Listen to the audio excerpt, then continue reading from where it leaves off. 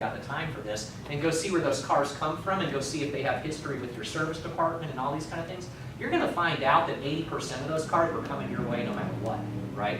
That's what I found out when I kicked Allstate out of my shop, out of a big Honda dealer, and I thought, holy crap, I was doing $120K a month with these people, and I thought my world was going to come to an end. And this was 14 years ago, but I hated that girl that was the re-inspector for them. I hated her. I really did hate her.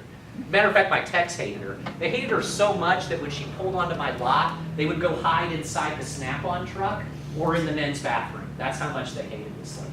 So eventually I told her to hit the road. But my point, and I'm not here to tell you to kick your DRPs out by any stretch. I was at that breaking point, right? And when I did, I only lost 20% of my business with them. And since I stopped giving them a concession, I actually made more money on 20% less work, if that makes sense. So just, something to think about. What is shocking to me is that as I go around, we're doing a lot better now in this industry, but market your business like you have a real business, right? And quit depending on the insurance companies to send work to you. You'd be shocked what a good marketing plan can do for you. I think it's a lot of based off this, like in my area, the Spring Branch area, there's a lot of backyard shops. Oh yeah. I do it for cheaper, I do it for $300, and it's consistent battle.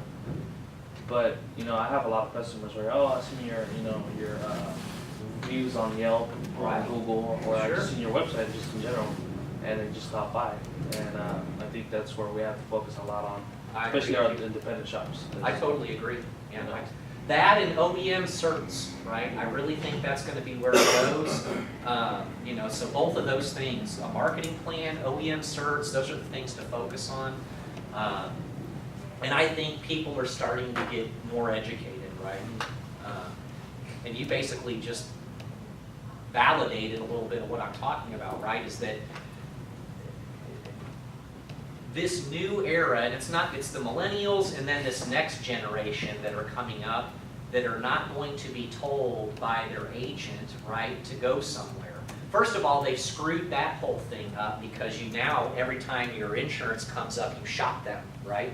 So my daughter's growing up in an age where their agents just processes paperwork, right? It's not like back when my mom and dad were around and they had a relationship with Henry, the State Farm guy. They wouldn't leave Henry because they were friends, right? There was rapport there. That's also gone. This digital age, and it's not that the insurance companies wanted this to happen, but this digital age has made it where you shop them every time it comes up, right? So there is no more of that loyalty that they've got going on.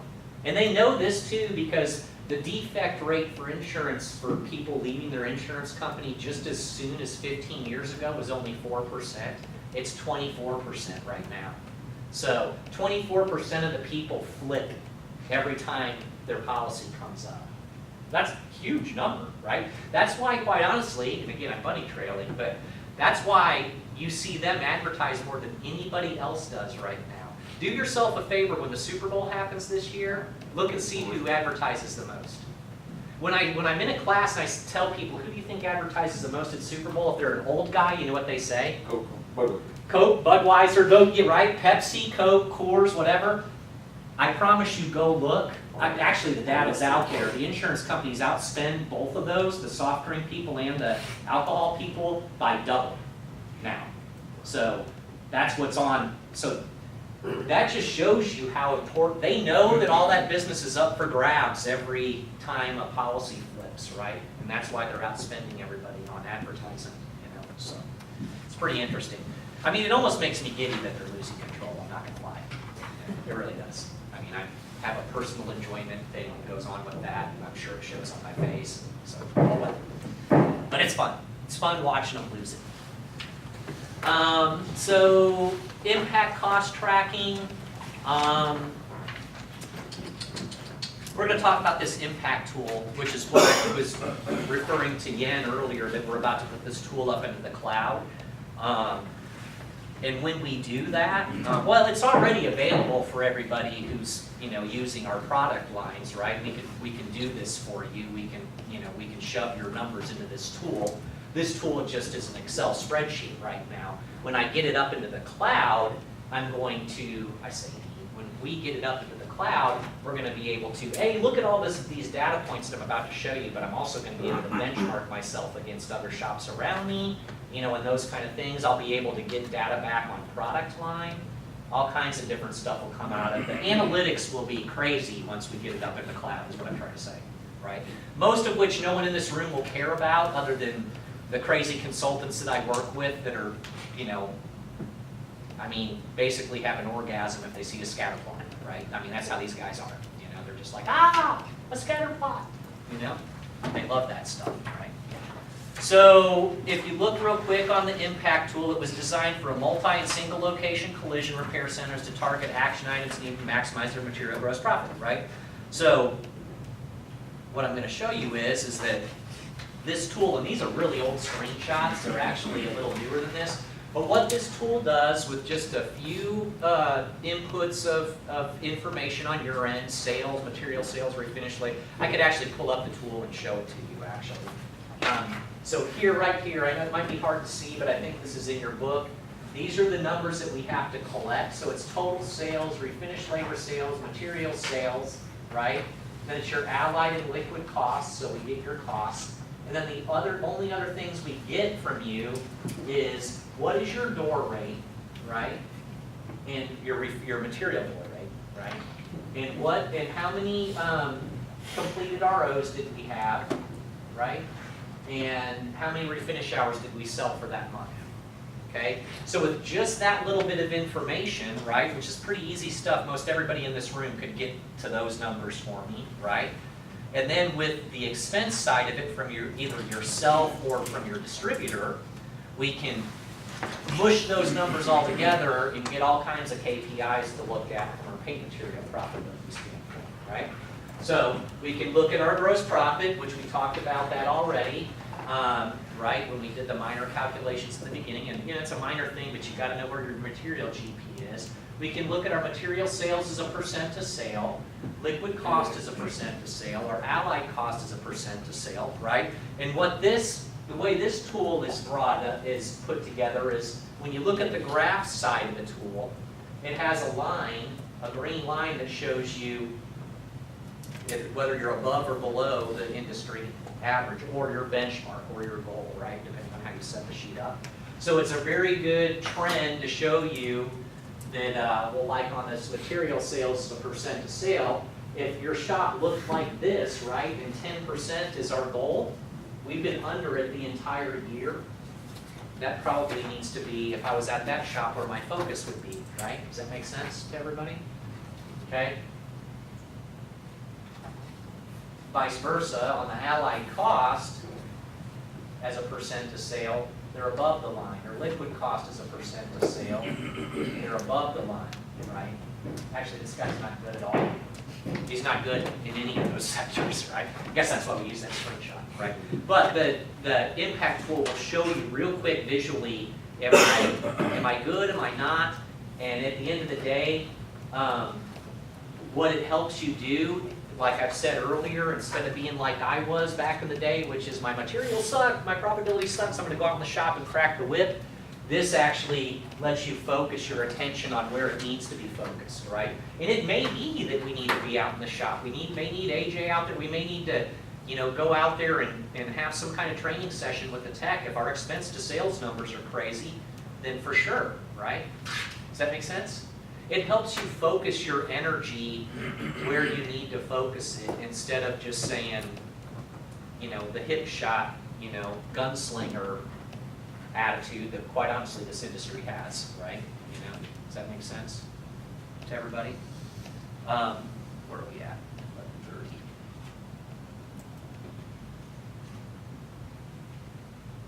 All right, so here's that one of those pages that I told you all about.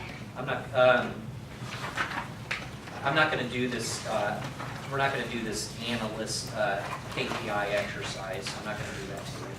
So skip over to page 40. So And I think this comes up, this is one of them, and then there's another one. All I want to tell you is all this is just giving you that calculation for some of those KPIs. So if you want to dog ear that page or whatever, you know what I mean, make a circle on it so you can refer back to it.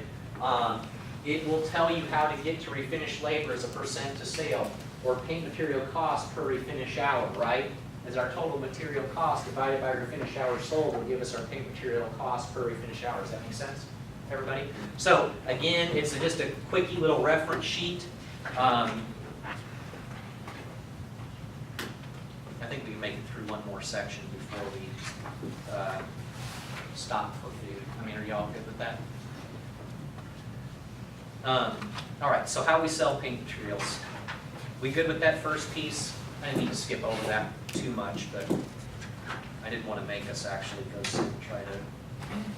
There was actually pre-work to this class that I didn't make y'all do, so there's a couple spots in here that would be tough to do pre-work on. Well, I mean, I did make you do pre-work, so I can't chastise you about your pre-work, right? You know what I mean? So, how we sell paint materials. So getting paid for what we do and use. I am a big proponent of this. So before we focus on reducing costs, which we will talk about is probably after lunch, let's explore how we can ensure that we get paid for what we do, right? So,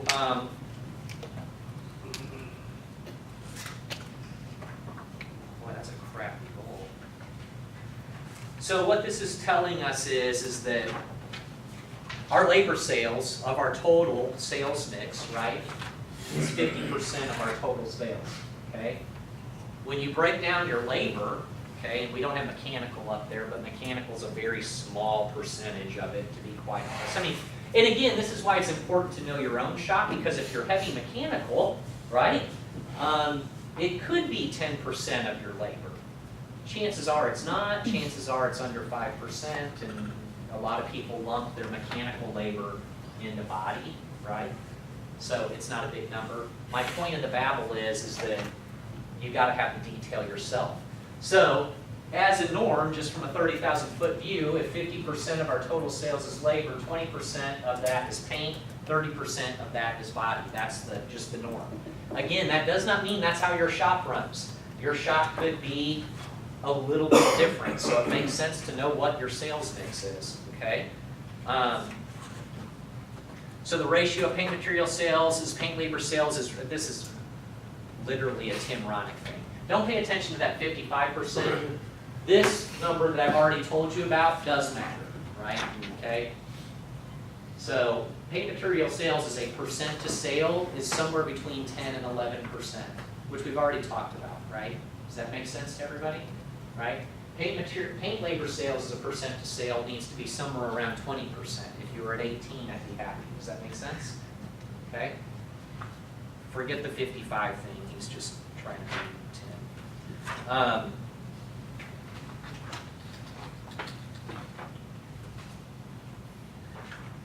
All right, so our effective rate, right, if you want to figure out what your actual effective door rate is, do you know what I mean by that? So in other words, we've got a posted door rate, whether it's labor for body or mechanical or whatever, and we've also got a posted door rate for a material, right?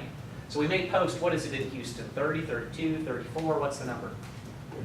36, okay. So you may post 36, right, or quite honestly, if 36 is the going rate, I hope your posted rate is actually a hair higher than that, right? Because an economist will tell you that your posted rate, right, not just in our business or any business, should be somewhere between 10 to 15% higher than your lowest negotiated wholesale rate. Does that make sense? And remember, when you're deciding to do DRP work, you're agreeing at a wholesale rate, right? So you're at 28 with your lowest one. What's, you know, and again, I'm not setting prices, but 10% of 28 would add $2.80 to that. You do $30.80, right? Right. But you'll find out real quick with this tool, and again, that's why it's smart as an ex-manager or anybody in here who owns a business or is managing. knowing what those, I'm not saying that we're not gonna make concessions to get direct repair work or have wholesale work. People do it all the time for business decisions that we make. But what we don't know as an industry is how that affects us really on our back end, okay? So I'm not saying don't do it, but I'm saying kind of foolish to do it and not know what it does to your numbers. So what the effective rate is our actual material sales per refinish hour. So if we take our paint material sales dollars on closed ROs for a given time period, that given time period is usually a month, folks. That's the way we look at stuff. But you can look at it from a quarter, right? But normally we look at our KPIs on a monthly basis. So let's say over a month, right? And then our flagged hours for that same time period over that month, right, will give us our sales per refinish hour, okay? So an example, right, of our effective rate would, if we had 20,000 in material sales and we flagged 1,000 hours, right, our effective door rate in this example is $20 an hour, okay? And as this guy says here, but my door rate's 25, this can't be right. Well, it's because of the concessions that you make. And I'm not telling you not to do it, right? But what I am telling you is, and I'm sure it's in this book, yeah it is, if this number's right, and you really did sell at 25, which what your door rate is, what's 5 times 1,000? 5 grand, right? So if this shop was collecting at his door rate, he would drop another 5K to his bottom line. Does that make